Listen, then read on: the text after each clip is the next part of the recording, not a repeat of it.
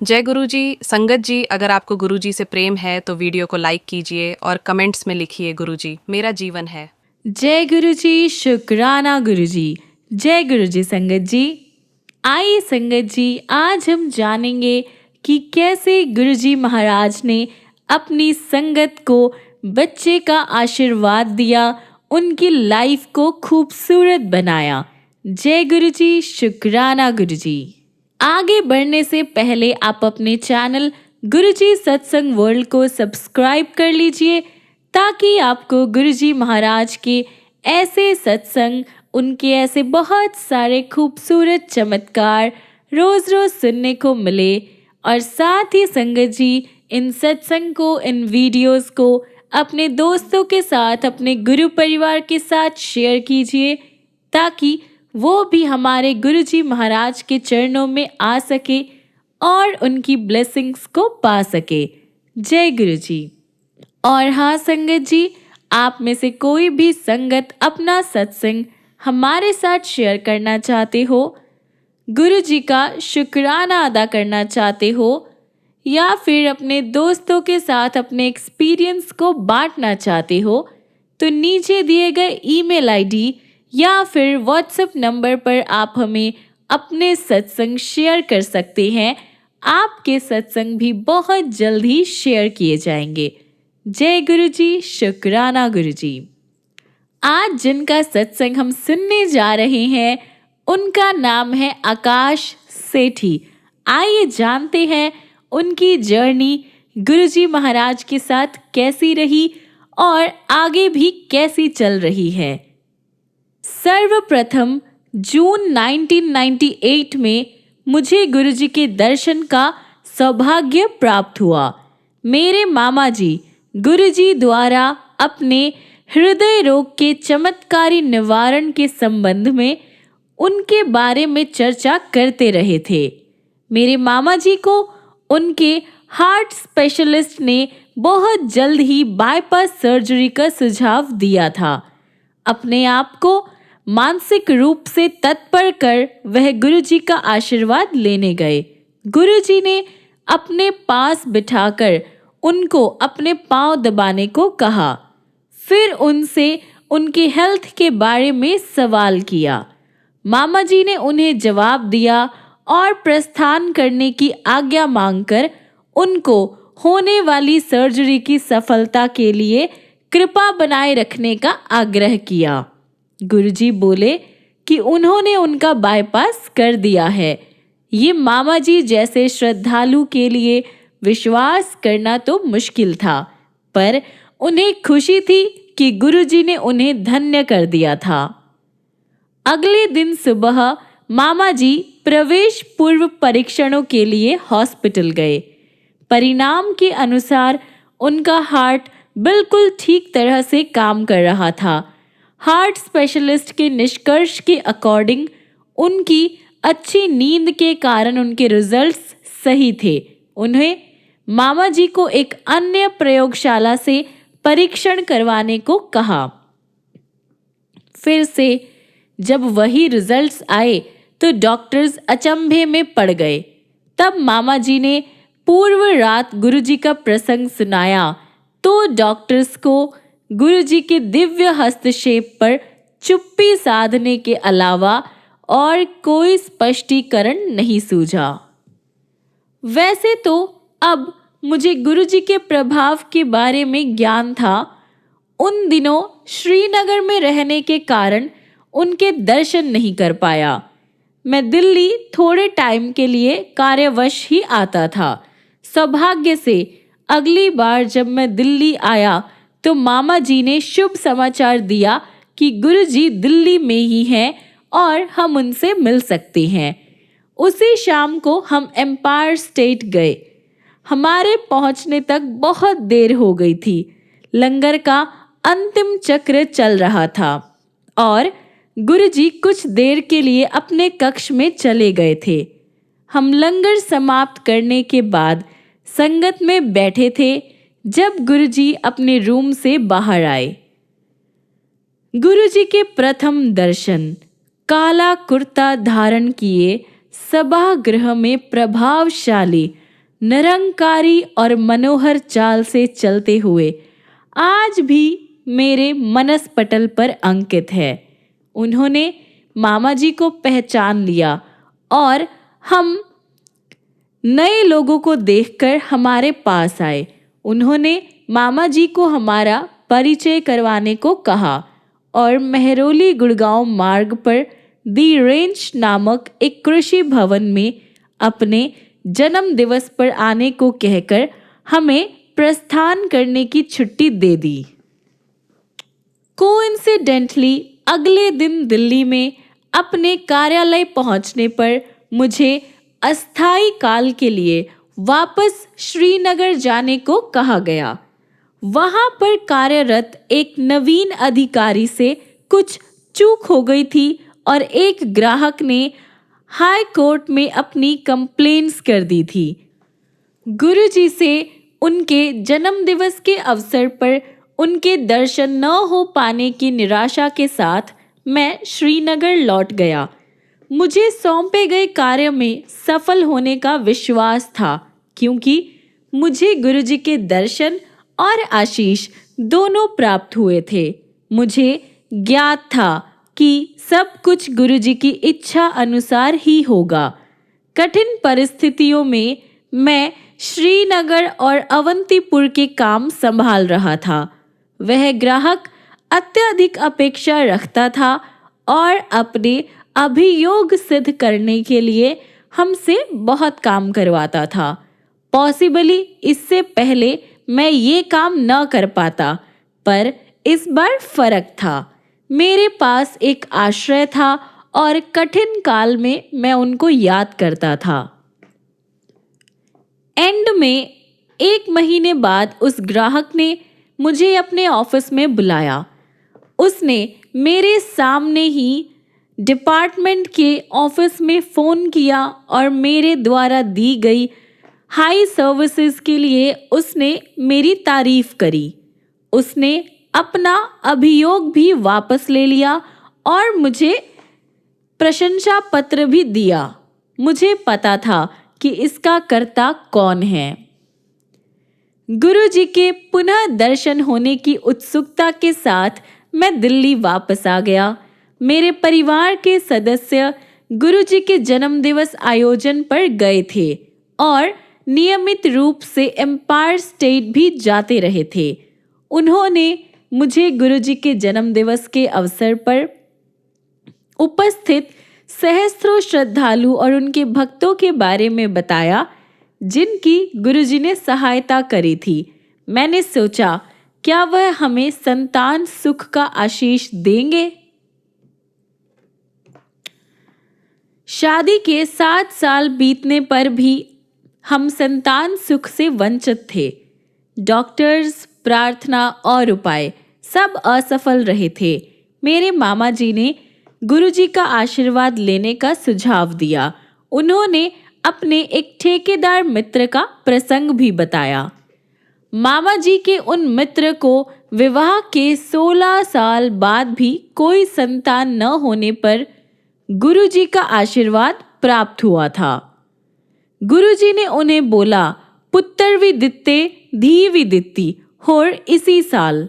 ये अनबिलीवेबल लग रहा था, लेकिन गुरुजी के सत्य वचन अनुसार उनकी पत्नी ने 31 दिसंबर को एक साथ 3 बच्चों को जन्म दिया, 2 बेटे और 1 बेटी। गुरुजी के आशीर्वाद से सब कुछ संभव है, पर हमें उनका आशीर्वाद कब मिलेगा? मैं उत्सुक था। हम गुरुजी के यहाँ निरंतर जाते रहे, पर उन्होंने कभी हमसे बात नहीं करी। अन्य महानुभावों ने गुरुजी पर विश्वास बनाए रखने का सुझाव दिया। वह सही टाइम आने पर बात करेंगे। उनके पास जाकर अपनी समस्या मत बताओ। एक दिन जब हम लंगर के बाद संगत में बैठे हुए थे, गुरुजी ने मुझे अपने पास आने का इशारा किया।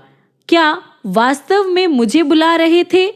संगत ने आश्वस्त किया कि मुझे ही बुलाया है। मन में अनगिनत विचार समेटे, किंतु बोलने का साहस जुटाने के असफल प्रयास के साथ मैं उनके पास पहुंचा। एथे क्यों आया वा? गुरुजी, कोई बच्चे नहीं हैं। बस इतना बोलने का साहस ही जुटाकर मैंने जवाब दिया।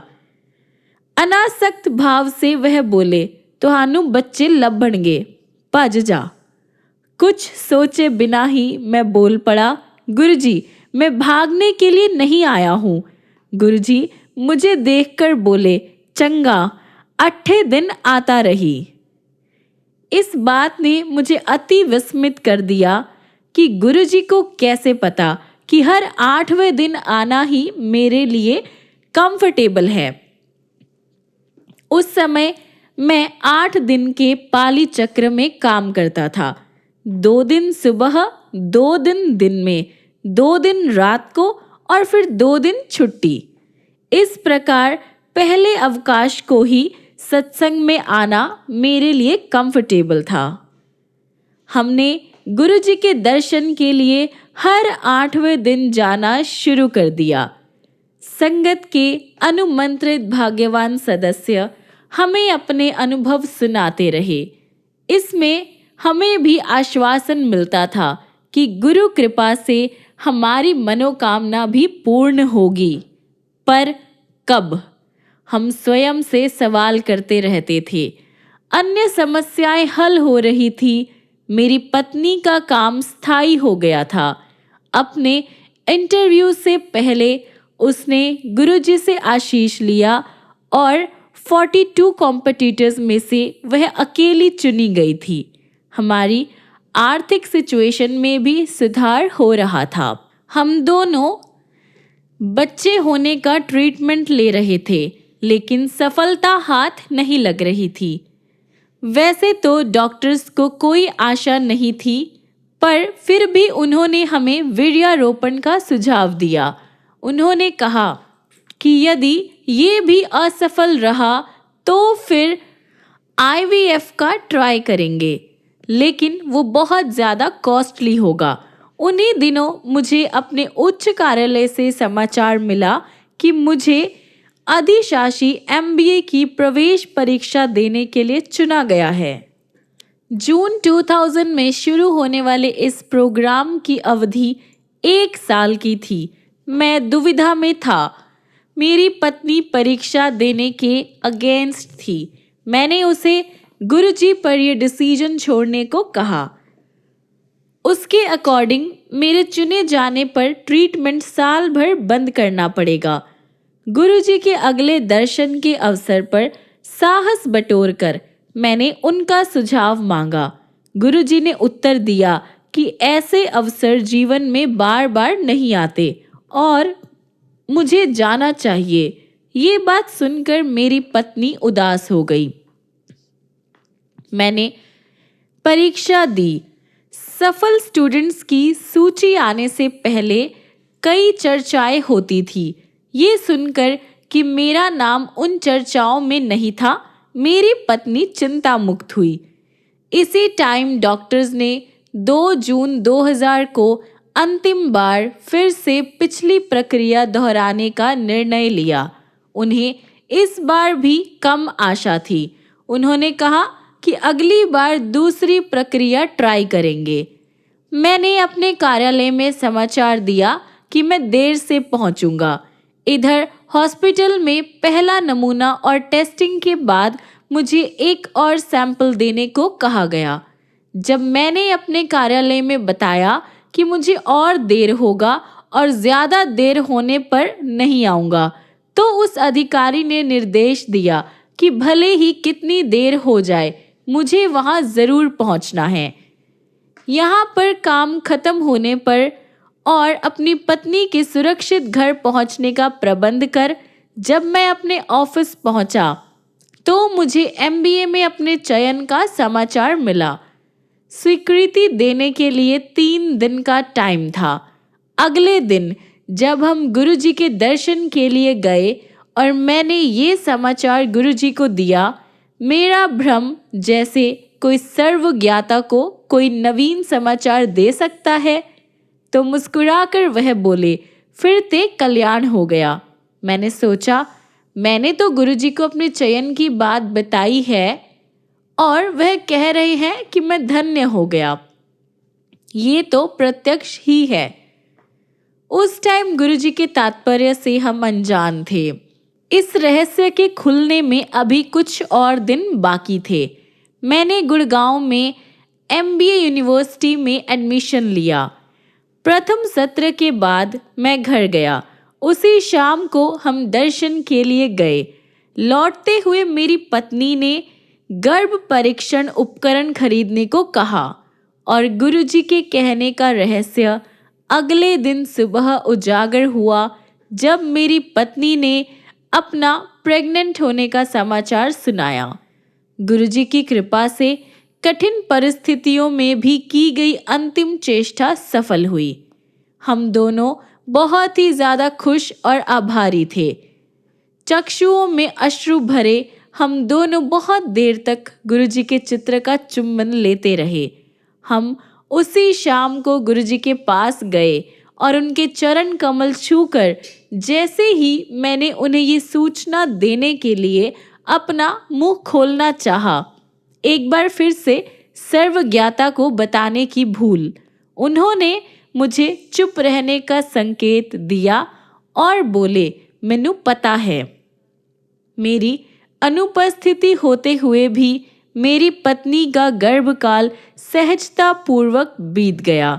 उसी ड्यूरेशन में उसे महाविद्यालय परिसर में ही घर मिल गया, जिससे हर दिन यात्रा करने के कष्ट से भी मुक्ति मिल गई। उसने 31 जनवरी 2001 को बेटे को जन्म दिया। शिशु के 40 दिन पूरे होने पर हम उसे गुरुजी का आशीर्वाद दिलाने उनके पास ले गए। उस दिन आज्ञा लेते टाइम गुरुजी मेरी पत्नी को बोले, पूनम आंटी होर मुंडा लेना है। मेरी पत्नी को एकाएक अत्यधिक अचंभा हुआ, पर वह कुछ नहीं बोली। उसके बाद गुरुजी हर दर्शन के टाइम मेरी पत्नी से यह पुनरोक्ति करते रहे। वह कभी उत्तर तो नहीं देती थी, पर अचरज सदा करती थी कि इतने छोटे बच्चे के साथ कैसे फिर से उसी ट्रीटमेंट को दोहरा पाएंगे। उसके अकॉर्डिंग गुरुजी मजाक कर रहे थे।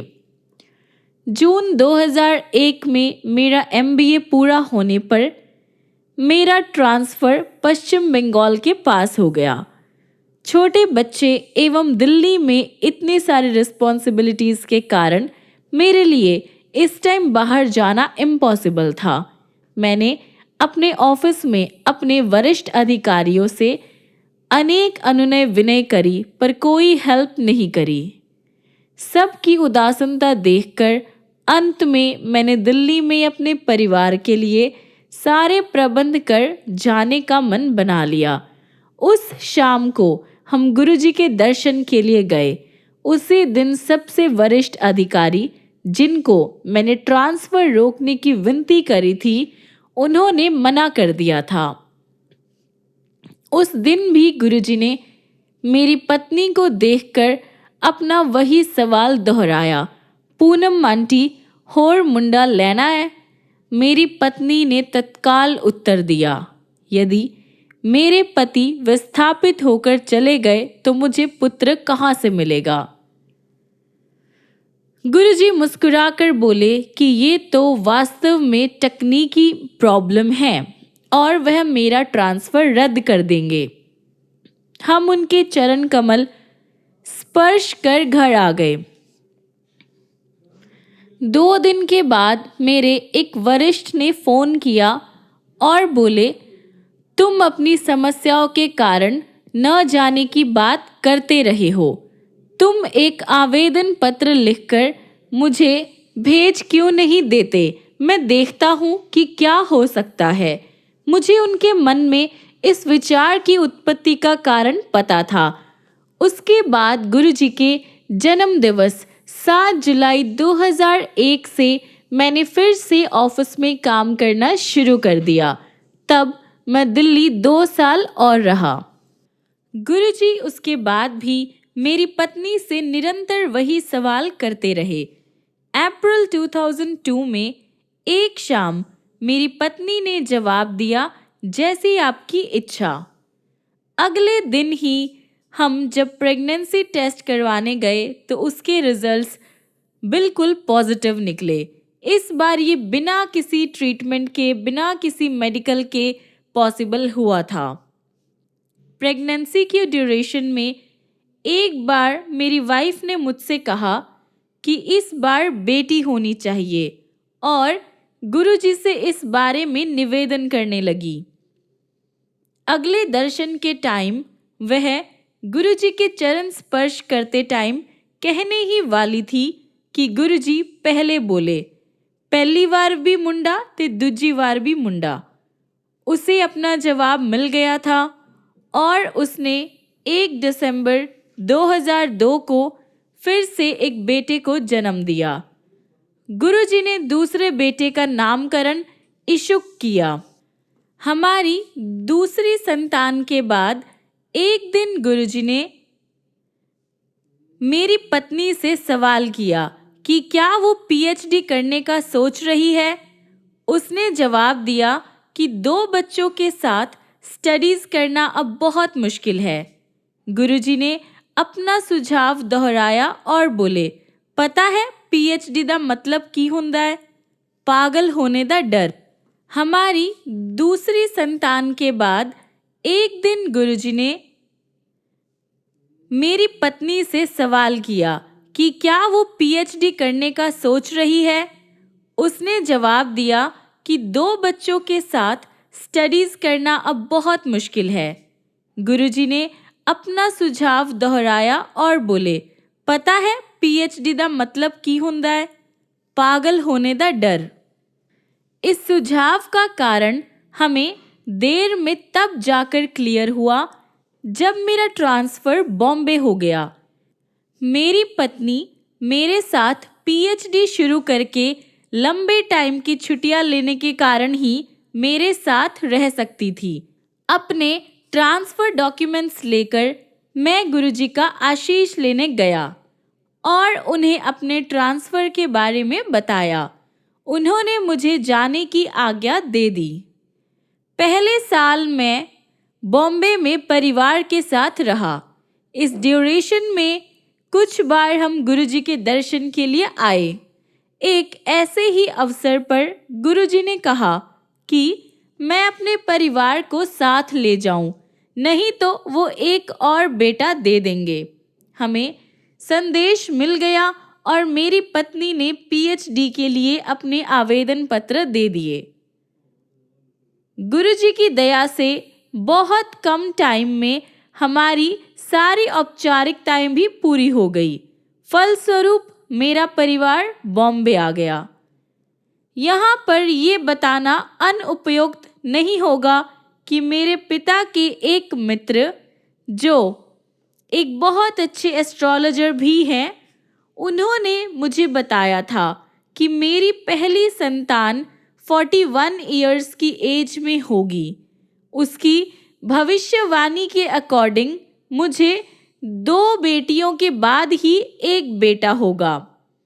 इनसे ज्योतिष में पॉसिबली कभी कोई गलती नहीं हुई थी।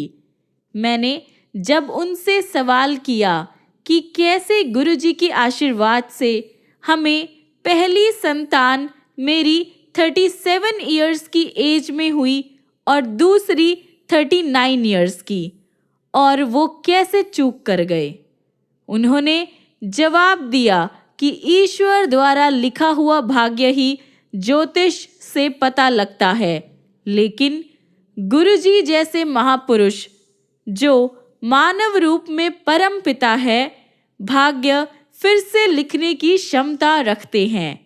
अतः इसमें कोई डाउट नहीं होने चाहिए कि हमारे प्रारब्ध कर्म को बदलने वाले स्वयं भगवान के अतिरिक्त कोई और नहीं हो सकता। सितंबर 1999 में हम अपनी कार में शिमला गए थे। अपनी दीवा स्वप्न की आदत के कारण मैं कभी भी अच्छा चालक नहीं रहा हूँ। शिमला से लौटते हुए हमने रात चंडीगढ़ में बिताई। अगले दिन सुबह हमें चंडीगढ़ से निकलने में देर हो गई थी और ये बात मुझे नहीं भा रही थी। अतः मैं आवश्यकता से ज़्यादा तेज स्पीड से चल रहा था। अंबाला और करनाल के बीच में बहुत ही ज़्यादा ट्रैफिक था। हमारे आगे एक मिट्टी का ट्रक जा रहा था और हमारे पीछे भी बहुत सी गाड़ियाँ थीं। मैं आगे जाने को बहुत उत्सुक था, लेकिन इतना बड़ा जो ट्रक था आगे, उसके कारण मैं आगे देख नहीं पा रहा था और रास्ते के दूसरी तरफ रोड बनने का काम चल रहा था। अतः दोनों भाग के यातायात इसी तरफ से आ रहे थे, यानी दोनों लाइंस एक ही साइड से आ रही थी। मेरी पत्नी मेरे साथ ही अपनी आंखें बंद कर अपने छोटे से वॉकमैन पर शब्द सुनती हुई आगे बैठी थी। वह प्रवर्तक बहुत ही धीरे चला रहा था। काफ़ी देर उसके पीछे स्लो स्पीड में चलते रहने के कारण मैं अपना संयम खो बैठा और मैंने अपनी कार की स्पीड बढ़ाकर उससे आगे निकलने की कोशिश करी। जैसे ही मैं उसके बराबर पहुंचा, मुझे सामने से आता हुआ एक बहुत बड़ा व्हीकल दिखाई दिया। सामने से बहुत स्पीड से आता हुआ और एक हमारे साथ जो ट्रक चल रहा था, वो दोनों, उसमें और हमारी कार में कुछ मीटर की दूरी बाकी थी और दोनों ट्रक्स के आगे के हिस्से में कुछ इंचों का अंतर था। कार के आते हुए उस ट्रक से चिथड़े उड़ते हुए का विचार और दोनों के कर्मचारियों का चिल्लाना सुनकर मेरे शरीर में कंपन छूट गई। मेरी पत्नी ने अपनी आंखें खोली, मुझे देखा और हम दोनों गुरुजी को याद करने के अलावा और कुछ नहीं करा। एकदम मुझे अपनी राइट और साइड पे बीच में बने हुए डिवाइडर में एक टूटी हुई दीवार दिखाई दी और मैंने अपनी कार तेजी से उस डायरेक्शन में घुमा दी। गुरुजी के अलावा और कौन हमें इस प्रकार से जीवन दान दे सकता था। फरवरी 2000 में मैं रात से सुबह तक की पाली में विमान पथ पर काम करता था। उस टाइम मैं एक बोइंग 707 जिसमें ईंधन भरना था वो देखने गया। मैंने देखा कि एक फ्लाइट का एक पल्ला खुला छोड़कर उस पर काम कर रहा था। हमारे वर्कर्स एक किनारे खड़े हुए उसके काम का ख़त्म होने का वेट कर रहे थे। सवाल करने पर उसने जवाब दिया कि अभी बहुत काम बाकी था और वह अकेला ही था। इंजन के पल्ले को सुरक्षित रखने वाली भुजा भी काम नहीं कर रही थी और उसे वो सीढ़ी पर टिकाकर रखे हुए था। मैंने उसकी बात सुनकर उससे ईंधन भरवाने का काम शुरू करवाकर अपना काम करते रहने की विनती करी। उसने मान लिया और कहा कि हम ईंधन भरक यंत्र पर पहुँचे और वो भी शीघ्र वहाँ पहुँच जाएगा। जैसे ही मैं वहाँ पर मुड़ा, उसने मेरे से अदृष्ट सीढ़ी पर अपनी मुद्रा बदली और उसी टाइम वो सीढ़ी पर अटका कर जो रखा हुआ पल्ला था वो नीचे गिरने लगा। मेरी नज़रें अत्यंत तेज गति से गिरते हुए पल्ले पर पड़ी और मैंने तुरंत गुरुजी को याद किया। पल्ला जोर से मेरे मस्तक पर आकर लगा और वहाँ से खून बहने लगा। मैं होश में था। मुझे विमान पथ पर डॉक्टर के पास ले जाया गया तो उसने कहा कि ईश्वर ने मेरी रक्षा की है। 1 सेंटीमीटर भी ऊपर या नीचे चोट लगने पर वो डेंजरस होती। इस बार भी मुझे पता था कि कौन से ईश्वर ने मेरी रक्षा करी है। शुक्राना गुरुजी, आपका इतनी इतनी ब्लेसिंग्स देने का, इतना प्यार देने का। जय गुरुजी। आइए संगत जी, हम अपने आज के सत्संग को यहीं पर विराम करते हैं और ख़त्म करने से पहले गुरुजी महाराज का मंत्र जाप करते हैं। ओम नमः शिवाय, शिवजी सदा सहाय। ओम नमः शिवाय, गुरु जी सदा सहाय। ओम नमः शिवाय। शिव जी सदा सहाय।